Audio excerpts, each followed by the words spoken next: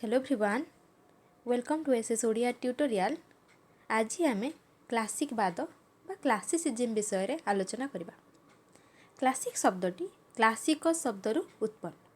Latin रे classic रो आक्षरिक अर्थ होची वर्ग, कोटि, विभाग बा श्रेणी। फ्रांस रे एही शब्दटी टिकिए अर्थ समृद्धि नहीं उच्च कोटिर साहित्य अर्थरे परिचित। सप्तदश शताब्दी रे क्लासिक को उच्च कोटिर साहित्य कृति भाव में ग्रहण करा जायछि। जर्मनी रे यहाकू श्रेष्ठ साहित्यिक अर्थरे व्यवहार करा जायछि। एही क्षेत्र रे गेटेंकु सम्मानित करा जाय। ग्रीक साहित्य रे जहा किछि श्रेष्ठ कृति ताहाकू ही सर्वप्रथमे क्लासिक सृष्टि बोली नामित करा गला। ग्रीक साहित्यर कवि होमवर्क महाकाव्य इलियाड और ओडेसी क्लासिक भावे ग्रहण करा जायछि। किंबा इटालीर लाटिन महाकवि भर्जिन को रचित एनिड और दांतेंको डिवाइन कॉमेडी यह होची क्लासिक साहित्य। तेणु साहित्यर जो इतिहास रे एक कलाबाची और गुणबाची शब्द होची क्लासिक। विस्मय सृष्टि करी चमक देखाई जे कौनसी कवि कविता रचना करि पारंती। आवेग इमोशन और प्रवृत्ति ए आवेग और प्रवृत्ति द्वारा ताड़ित होई रोमांटिक कवि माने अनेक कविता लिखिछन्ति। से सबुरु आमे अधिक व्यक्तिनिष्ठता बा सब्जेक्टिविटी पाइबा।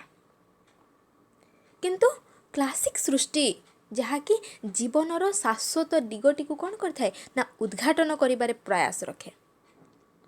समय सभ्यता बा इतिहासर घटना प्रवाह मध्यरे क्लासिक रहे तथापि अपरिवर्तित।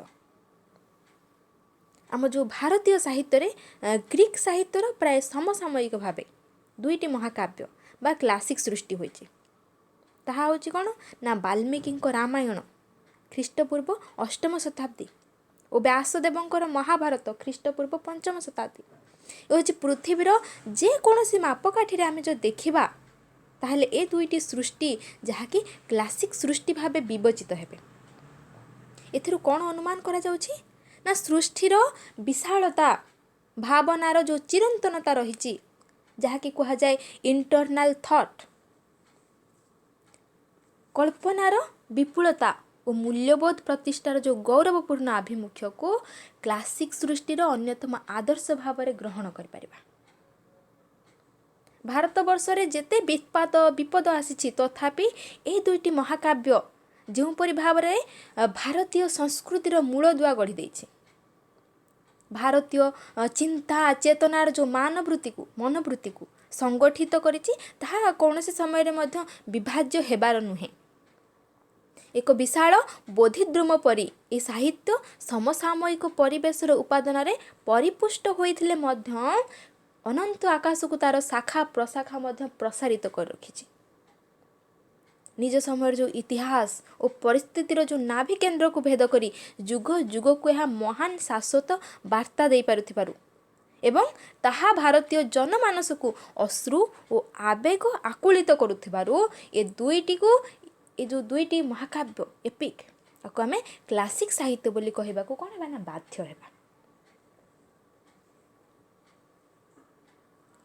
क्लासिक शब्दर मूल प्रचलन ग्रीक साहित्य रे आनुमानिक प्राय द्वितीय ख्रीष्टाब्द रे होइथिबार नाम अनुमान करा जाय। क्लासिक आ गोटे होछि रोमांटिक ए दुईटी होछंती साहित्य राज्यर नित्य प्रचलित सत्य। दुईटी मध्य पृथक धारणा दुईटी को निर्दिष्ट मतवाद हिसाब रे परिचित। परवर्ती समय रे हम रोमांटिसिज्म बा रोमांटिक साहित्य कोन रोमांटिक वाद कोन से विषय आलोचना करबा।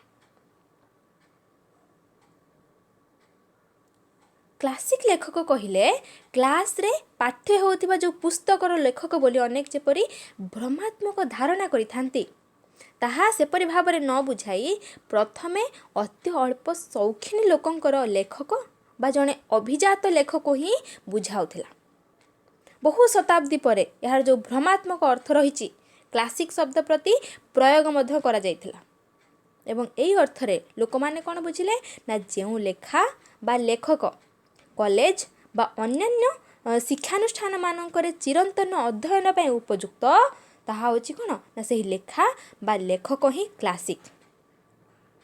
କିନ୍ତୁ ଆମେ ଯଦି କ୍ଲାସିକ୍ର ବ୍ୟାଖ୍ୟା ଦେଖିବା ତାହେଲେ ଆମେ ରୋମାଣ୍ଟିକ୍ ମାନଙ୍କ ନିକଟରୁ ହିଁ କ୍ଲାସିକ୍ର ବ୍ୟାଖ୍ୟା ବିଷୟରେ ସୂଚନା ପାଇବା। ପ୍ରଥମେ ସେମାନେ କ୍ଲାସିସିଜମ୍ ଆଉ ରୋମାଣ୍ଟିସିଜମ୍କୁ ଦୁଇଟି ସ୍ୱଚ୍ଛନ୍ଦ ଐତିହାସିକ ଧାରଣା ରୂପେ ନ ବୁଝି ସେଗୁଡ଼ିକ ହେଉଛି ମନର ସ୍ଥାୟୀ ଗତିଭଙ୍ଗୀ ବା କେତେ ଗୁଡ଼ିଏ ନିର୍ଦ୍ଦିଷ୍ଟ ଧାରଣା ବୋଲି ସେମାନେ ବୁଝୁଥିଲେ। କିନ୍ତୁ ପରବର୍ତ୍ତୀ ସମୟରେ ସେମାନେ ଉପଲବ୍ଧି କଲେ ଯେ ଯେଉଁ ସଭ୍ୟତା ଜଣେ ବୋଏଲ ବା ଜଣେ ରସିନ୍କୁ ସୃଷ୍ଟି କରିଛି ଏବଂ ଯେଉଁ ସଭ୍ୟତା ଜଣେ ସେକ୍ସପିୟର ବା ଜଣେ କଲରେଟ୍କୁ ସୃଷ୍ଟି କରିଛି ସେମାନଙ୍କ ମଧ୍ୟରେ ଗଭୀର ନୈତିକତାର ବ୍ୟବଧାନ ରହିଛି। ରୋମାଣ୍ଟିକ୍ର ଯେଉଁ ନନ୍ଦନ ତତ୍ତ୍ୱ କହିଲେ କ'ଣ ନା ସୌନ୍ଦର୍ଯ୍ୟର କଳା।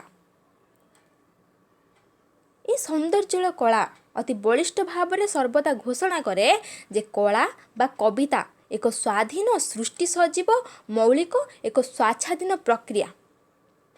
এই ଦୃଷ୍ଟିକୋଣରୁ ଯଦି ବିଚାର କରିବା ତାହେଲେ ମହତ୍ ଶିଳ୍ପୀଙ୍କର ଯେଉଁ ଶିଳାନୁକରଣରେ ବା ନିଜର ଶିଳ୍ପକୁ ହେତୁକ ସୌନ୍ଦର୍ଯ୍ୟର ଏକ ଅରୂପ ଆଦର୍ଶ ଆ ସହିତ ସମାନ ଓ ଏକାତ୍ମ ଯଦି କରିପାରିଲେ ତାହେଲେ ଶିଳ୍ପ ସୃଷ୍ଟି ହୁଏ ବୋଲି ଯେଉଁ ଯୁଗରେ ବଳବତ୍ତର ଶିଳ୍ପ ଧାରଣା ରହିଥିଲା ସେହି ଯୁଗକୁ ହିଁ କ୍ଲାସିକ୍ ଯୁଗ ନାମରେ ଅଭିହିତ। According to Goethe, we may call the classic healthy, the romantic diseased। ଅର୍ଥ କ'ଣ ନା କ୍ଲାସିକ୍ ହେଉଛି ସ୍ୱାସ୍ଥ୍ୟ ଓ ରୋମାଣ୍ଟିକ୍ ହେଉଛି ରୁଗ୍ଣ। କିନ୍ତୁ କାଳକ୍ରମେ ଏ ଯେଉଁ କ୍ଲାସିକ୍ର ସଂଜ୍ଞାକୁ ତାର ପରିସର ବୃଦ୍ଧି ପାଇଛି ଏବଂ ବିଭିନ୍ନ ସମାଲୋଚକମାନେ ଏହାକୁ ନାନା ଦୃଷ୍ଟିକୋଣରୁ ମଧ୍ୟ ବ୍ୟାଖ୍ୟା କରିଛନ୍ତି। ଏମ୍.ଡି. ରି ମୁସାଟାଙ୍କ ମତରେ ଯଦି କୌଣସି ଲେଖକଙ୍କର ରୁଚି ନିର୍ମଳ ଶବ୍ଦ ସଂଯମ ଅଭିବ୍ୟକ୍ତି ବୈଚିତ୍ର୍ୟ ତଥା ଚିନ୍ତା ଓ ଶୈଳୀର ସମନ୍ୱୟରେ ଏକାଗ୍ର ଧ୍ୟାନ ରହିଥାଏ ତେବେ ସେ ପ୍ରକୃତ କ୍ଲାସିକ୍ ଶିଳ୍ପୀ ଓ ତାଙ୍କର ଶିଳ୍ପ କ୍ଲାସିକ୍ ଶିଳ୍ପର ଲକ୍ଷଣ ଦ୍ୱାରା ପରିପୂର୍ଣ୍ଣ। ଏହି ଯେଉଁ ମତ ୟାକୁ ଅବଲମ୍ବନ କରି ସେଣ୍ଟେବେଭେ ଯିଏକି ଆଉ ଏକ ପାଦ ଅଗ୍ରସର ହୋଇ କହିଛନ୍ତି ନା ସେ ହେଉଛନ୍ତି ପ୍ରକୃତ କ୍ଲାସିକ୍ ଶିଳ୍ପୀ ଯିଏକି ମଣିଷର ମନକୁ ଐଶ୍ୱର୍ଯ୍ୟଶାଳୀ କରିଛନ୍ତି, ତାର ଯେଉଁ ମାନସିକ ଗନ୍ତାଘରର ସଞ୍ଚୟକୁ ମଧ୍ୟ ବୃଦ୍ଧି କରିଛନ୍ତି ଏବଂ ତାର ମାନସିକ ଅଗ୍ରଗତିରେ ମଧ୍ୟ ସହାୟତା କରିଛନ୍ତି। ପୁଣି ସେ କହିଛନ୍ତି କ୍ଲାସିକ୍ ଶିଳ୍ପୀ ମାନବ ହୃଦୟରେ ଏପରି ଏକ ନୈତିକ ସତ୍ୟ ବା ଚିରନ୍ତନ ପ୍ରବୃତ୍ତିର ଆବିଷ୍କାରକ ଯେଉଁ ରାଜ୍ୟରେ କି ସବୁକିଛି ଜ୍ଞାତ ବା ଆବିଷ୍କୃତ ବୋଲି ପୂର୍ବରୁ ବୋଧ ହେଉଥାଏ। ଯେକୌଣସି ଆଙ୍ଗିକ ହେଉନା କାହିଁକି ତାହା ଯଦି ବିସ୍ତୃତ ଓ ବୃହତ ମାର୍ଜିତ ଓ ବୁଦ୍ଧିଗ୍ରାହ୍ୟ ପ୍ରଶାନ୍ତ ଓ ସୁନ୍ଦର ହୋଇଥାଏ ଏବଂ ସେହି ରୂପ ମାଧ୍ୟମରେ ଶିଳ୍ପୀ ନିଜର ଚିନ୍ତା ଦୃଷ୍ଟି ଓ ଉଦ୍ଭାବନାକୁ କ'ଣ କରିଥାଏ ନା ବ୍ୟକ୍ତ କରିଥାନ୍ତି। ନିଜର ଯେଉଁ ବିଚିତ୍ର ଶୈଳୀ ମାଧ୍ୟମରେ ସବୁ ମନୁଷ୍ୟକୁ କହିପାରିବାକୁ ମଧ୍ୟ ସେମାନେ ସମର୍ଥ ହୋଇଥାନ୍ତି ତାହେଲେ ଯାଇ ସେ କ୍ଲାସିକ୍ ଶିଳ୍ପୀ ରୂପେ ଅଭିହିତ ହୁଏ। ଏପରି ଯେଉଁ ଶିଳ୍ପଶୈଳୀ ରହିଛି ପରିବର୍ତ୍ତନ ମାଧ୍ୟମରେ ଏହାର ଚିରନୂତନ ଏକାଧାରାରେ ଏହା ହେଉଛି ନୂତନ ଓ ପୁଣି ପ୍ରାଚୀନ ସବୁ ଯୁଗ ସହ ତାଳ ରଖି ଏହା ସର୍ବଦା କ'ଣ ରହିଥାଏ ନା ସମସାମୟିକ ରହିଥାଏ। ଆଧୁନିକ ଯୁଗର କବିଗୁରୁ ଓ ସମାଲୋଚକ ଟି.ଏସ୍. ଏଲିୟଟ୍ କ୍ଲାସିକ୍ର ସଂଜ୍ଞା ନିରୂପଣ କରି ଗୋଟିଏ ମାତ୍ର ସୂଚନାତ୍ମକ ଶବ୍ଦର ସେ ପ୍ରୟୋଗ କରିଛନ୍ତି। ସେ ଶବ୍ଦଟି କ'ଣ ନା ପରିପକ୍ୱତା ବା ପରିପୁଷ୍ଟି ଯାହାକୁ ମ୍ୟାଚ୍ୟୁରିଟି ବୋଲି କୁହାଯାଏ। এই ଗୋଟିଏ ମାତ୍ର ଶବ୍ଦର ସେ କ'ଣ କରିଛନ୍ତି ନା ପ୍ରୟୋଗ କରିଛନ୍ତି। ଯେତେବେଳେ ଗୋଟିଏ ସଭ୍ୟତା ପରିପୁଷ୍ଟ ଗୋଟିଏ ଭାଷା ଓ ତାର ସାହିତ୍ୟ ପରିପୁଷ୍ଟ ସେତେବେଳେ ଏକମାତ୍ର ପରିପକ୍ୱ ମନରୁ କ୍ଲାସିକ୍ ଶିଳ୍ପ ଆତ୍ମପ୍ରକାଶ କରିପାରେ। କେବଳ ସେହି ସଭ୍ୟତା ଓ ଭାଷାର ପ୍ରାଧାନ୍ୟ ବ୍ୟକ୍ତିବିଶେଷ କବି ମନର ସମଗ୍ରତା ଓ ବିସ୍ତୃତି କ୍ଲାସିକ୍ ଶିଳ୍ପକୁ ସାର୍ବଜନୀନ ରୂପ ପ୍ରଦାନ କରିଥାଏ। ଯଦି ଆମେ ଟି.ଏସ୍. ଏଲିୟଟ୍ଙ୍କ ଭାଷାରେ ଦେଖିବା ତାହେଲେ a classic can only occur when a civilization is mature, when a language and literature are mature, and it must be work of a mature mind. It is the importance of that civilization and of that language as well as the comprehensiveness of the mind of the individual poet which gives the university। यार अर्थ कौन ना गोटे साहित्यर परिपक्वता और जो समाज रे यह सृष्टि होता है से समाज रूपर प्रतिबिंब। जड़े लेखक केवल व्यक्तिगत प्रचेष्टार गोटे भाषार उन्नति यथेष्ट किछि करि पारंते, किंतु ताकू जो परिपक्व रही से परिपक्व परिपूर्ण रूप देवार से कौन होता है ना असमर्थ होता है। जदि तार पूर्णतार शेष स्पर्श पूर्वसूरी मानक द्वारा उपयुक्त पथ जो निर्मित होइछि ताहा निर्मित होई रही न थाए।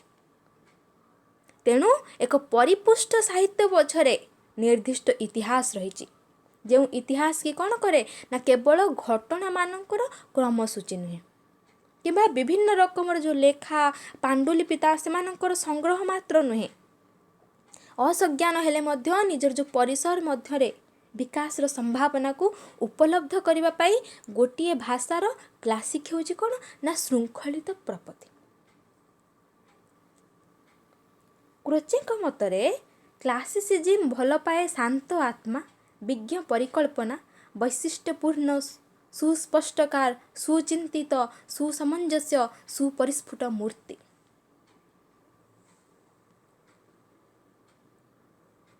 विश्व साहित्य रे अनेक प्रतिष्ठित जो रचना जहाँकि क्लासिक वादर बहुत छाया तले प्रतिपालित। बाइबेल, दांतेकर डिवाइन कॉमेडी, होमरकर ओडिसी, इलियाड ये हूँ क्लासिक वादर एक एक कालजयी स्वाक्षर। जदि आम ओडिया साहित्य देखा ताहले सारला दासंकर महाभारत, बलराम दासंकर रामायण, जगन्नाथ दासंकर भागवत ये होछंती क्लासिक सृष्टि। आम जदि आधुनिक ओडिया साहित्य देखा ताहले आधुनिक ओडिया साहित्यर स्रष्टा राधानाथ राय जे कि यथार्थ क्लासिक साहित्यर मोहनीय पूजारी।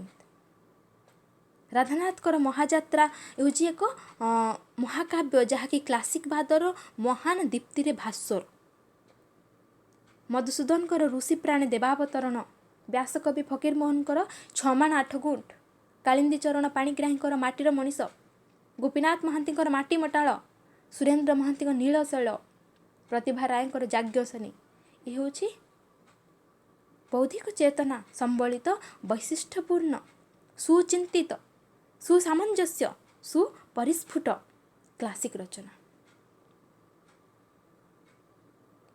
तेणु टी.एस. एलियट जो शब्दटी प्रयोग करथिले परिपुष्टि बा परिपक्वता बा मैच्योरिटी ए जहाँकि साहित्य पछरे निर्दिष्ट इतिहास रही, जो इतिहास केवल घटना मानकर क्रमसूची नुहे जहाँकि वर्तमान आम आलोचना कले।